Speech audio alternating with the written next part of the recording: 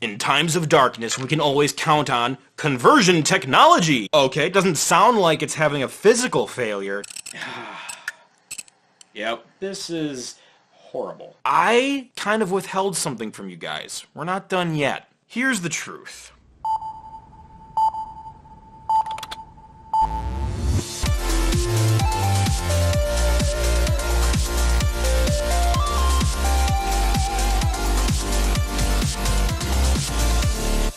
Hey guys, how you all doing? Really? That's just great. You know who's not doing great? The person that gave me this hard drive. Time for the tragic backstory.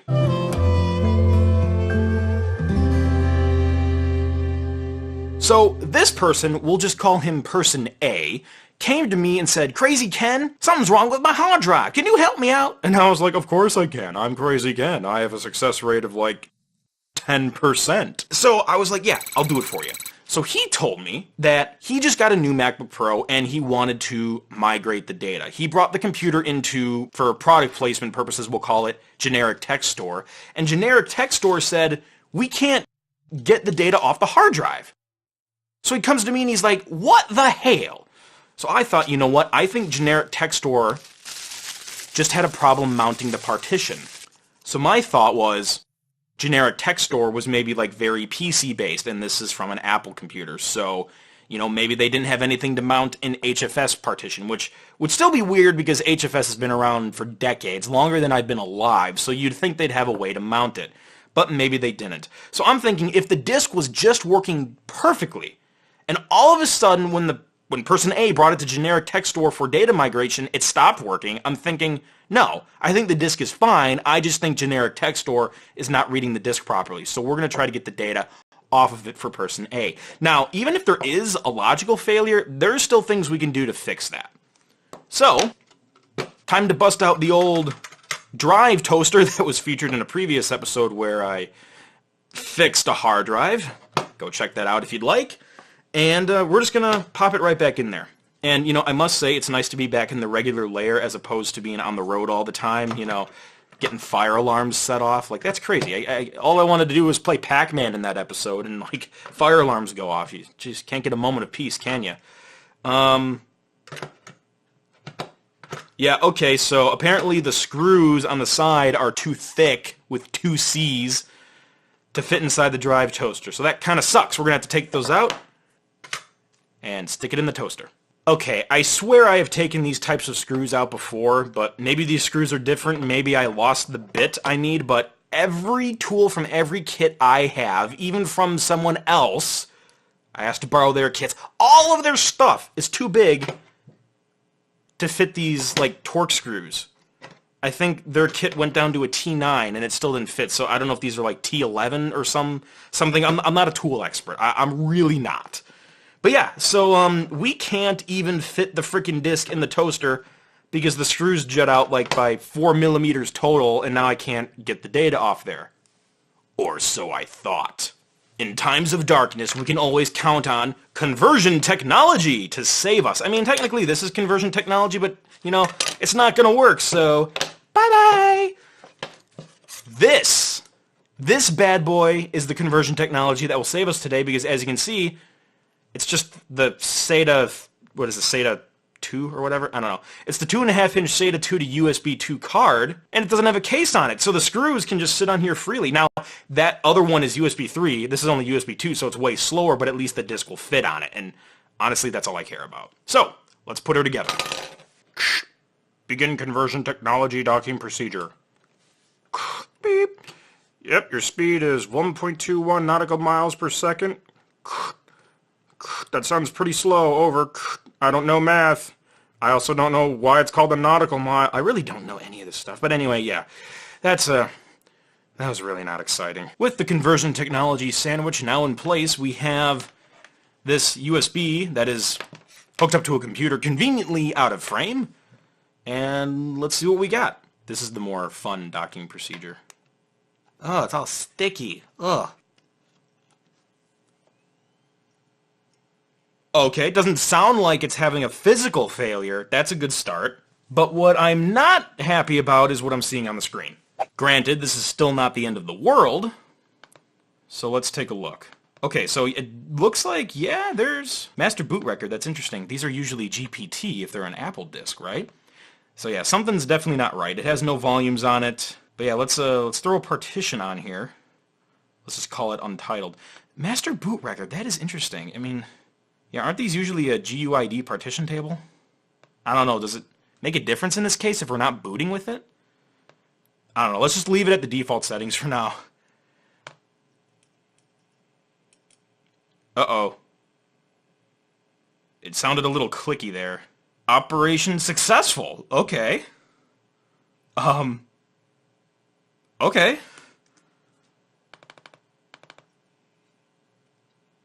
Alright, so yeah, I mean, so there's no data on the surface of this disk, or like, I don't know what you call this level of the file system, but the bits are probably still in there. We just don't have any of the inodes that tell the finder, hey, here's all the shit. So there's probably actually still a lot of data on here. We just need to go deeper. So, typically, I use data rescue for a task like this. So let's see. Okay. Welcome. Well, thank you. How cordial. Start recovering, and I don't know what the difference is between like choosing this or this. Maybe if there were more volumes, that would, you know, scan everything. Yeah, whatever. Let's just choose that. And we'll do a quick scan. Probably won't work if this thing needed to be initialized, but let's just do it for shits and giggles. My hypothesis is this is just going to show like the basic files needed to run the file system, which, yes, that looks exactly like what it's doing. So let's go back and let's run a deep scan. So what this will do is it will scan these catalog items, but then it's going to scan block by block by block by block, all 1.465 billion blocks, and see if it finds anything. So this is kind of like treasure hunting. We might find something, we might not. Thought you might just want to listen to the hard drive for a while. Right now it doesn't sound like it's doing a lot of mechanical stuff. It's just mostly a nice little hum. Well, crap. Oh, shit. Ah! That is not a good sound. Oh, I thought it was working. Something ejected it, like, abruptly, and then it made those sounds. Those sounds are like nails on a chalkboard. Ah, crap. It's going off again. Stop! Ugh. I don't know. I mean, it sounds like the disk is having some kind of physical problems, but, I don't know if that was a loose USB cable or, you know, the card was not connected all the way. Crap. Oh, that's not sounding good. I'm going to try running the scan one more time, but I'm going to make sure everything's connected and nothing gets touched. So just let's try it one more time. That didn't sound good. It wasn't making those sounds earlier. Okay. Seems okay so far. Okay, so I still have the sound coming from the hard drive, so we can keep an ear on that, just to hear like any mechanical issues.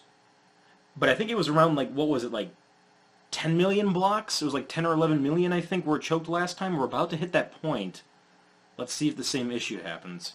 I mean, it's very possible there could be some bad sectors at that point, yeah? I mean, that's not too out of the question, right? And that can cause the disk to choke. But it went, like, offline. Like, it actually lost connection to the computer. I don't know if a bad sector would do that. Yeah, a bad sector could cause, like, you know, data to not be recovered or some other kind of corruption, but I didn't think it would cause the connection to break. But it could have been a software thing, like, oh, hey, we can't find the disk. We're just going to puke.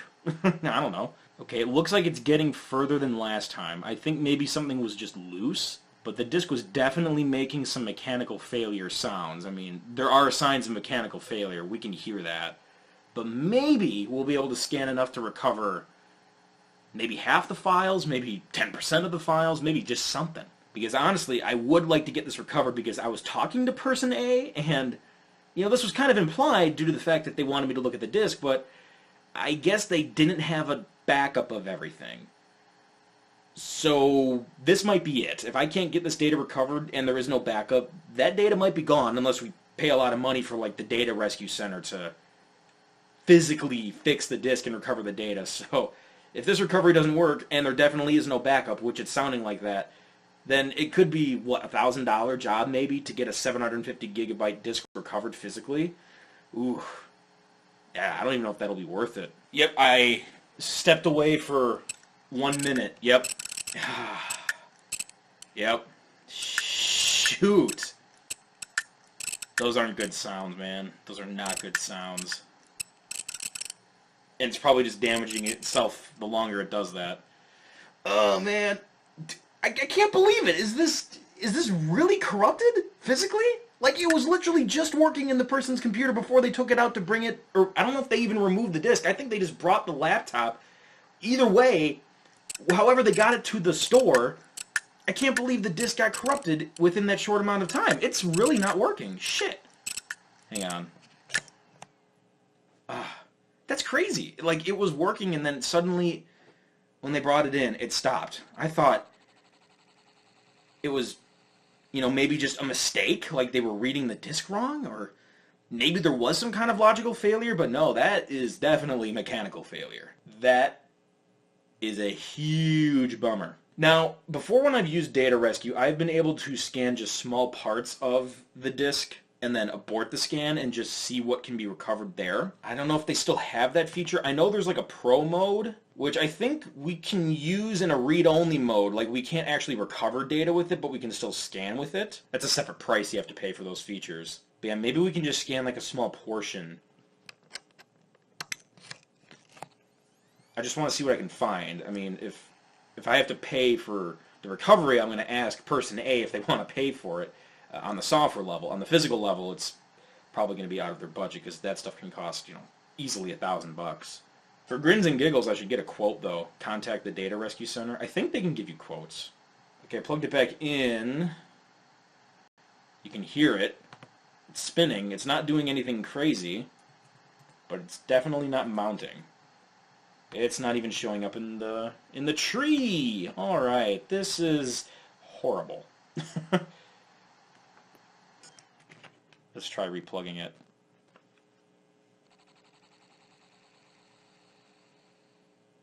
Yeah, even when it's spinning down. Did you hear that? Yeah, that sounded kind of rough. Is that normal? Spin up. Okay, it mounted. All right, well, that's a start. Yes, professional license will be needed. We won't be able to recover anything, but we can at least try something. This is like data rescue on steroids. I don't know if it'll let us do anything. Drive hex. Oh, well, this probably means something to somebody. I honestly don't know what a lot of this stuff means. Oh, end sector. Oh, okay, well, let's just do like 1,000,000 sectors or blocks. Are those the same thing? It's the same number. Yeah, let's try.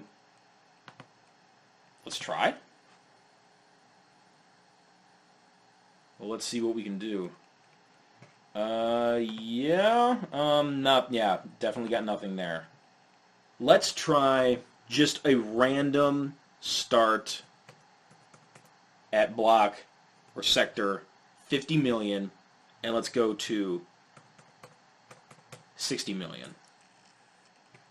Let's see if it can pull anything from there. It should be about, what, a 5 gigabyte scan? 5.1. Okay. Let's see if it finds anything further into the sector count. I really don't know if what I'm saying is true. I should probably Google this. Okay, so block scan, phase 1 is almost done. We're going to go into reconstruction phase 2. Archives, zip, probably going to be junk. Yeah, GZs. No clue.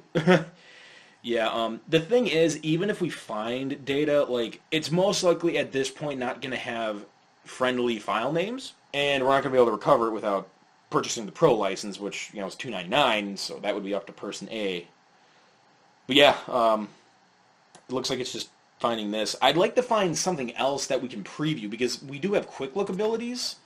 I think like right here. 10 of 10. Oh. You can preview 10 files. Oh man, we can only preview 10 files, my gosh. But yeah, if we can find like a picture or something to prove that there's data that's readable, great. Like, even if it doesn't have a friendly file name, we can still get some preview data. Alright, well, I'm still finding virtually nothing, but at least the scans are completing healthily. So I just got word that the cleaning ladies need to come down to the layer and clean up, so I gotta go back to my office. I'll run a scan there. I'm just going to set a bigger range, so it's probably going to have to run for a couple hours, but then I will get back and see what's up. Sit tight. Alright, so the cleaning ladies did a nice job down here. I am back, and I ran another test. But before I show the results, I'm just going to show the Data Rescue Center webpage. So yes, ProSoft has the Data Rescue software, but they also have an actual center you can ship the drive to for repair. Actually, the prices for the single rotational drives are a little less than I thought.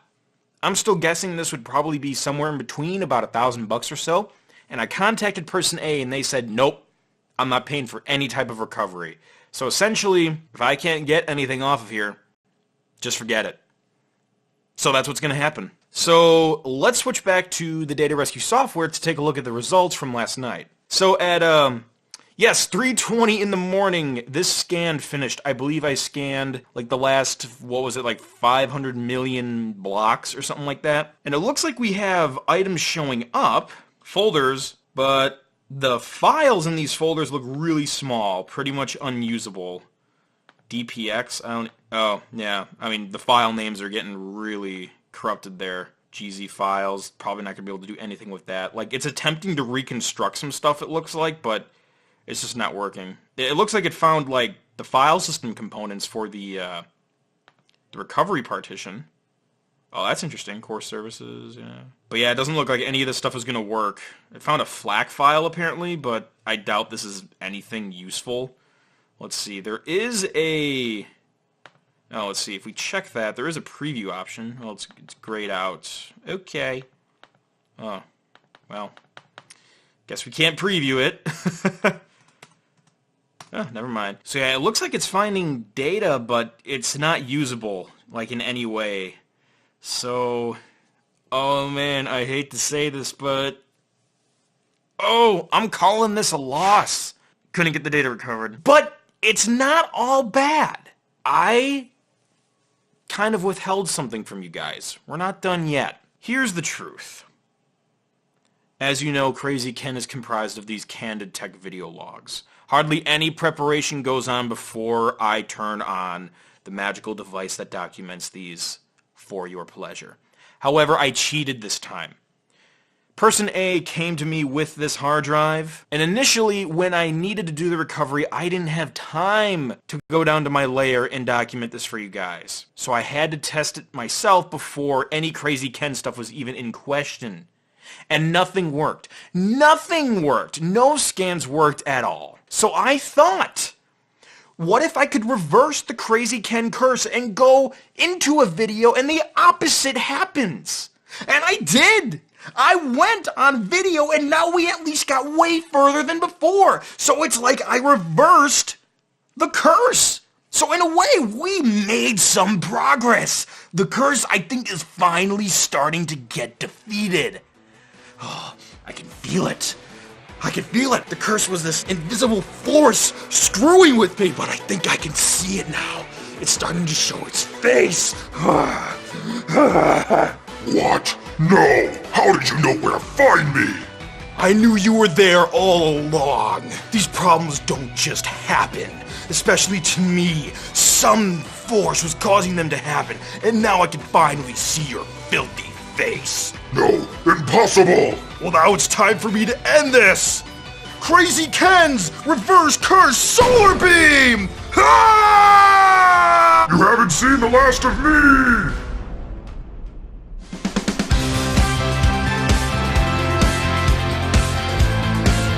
Whew! I am calling that a win. Ha ha ha ha ha! Catch the crazy and pass it on.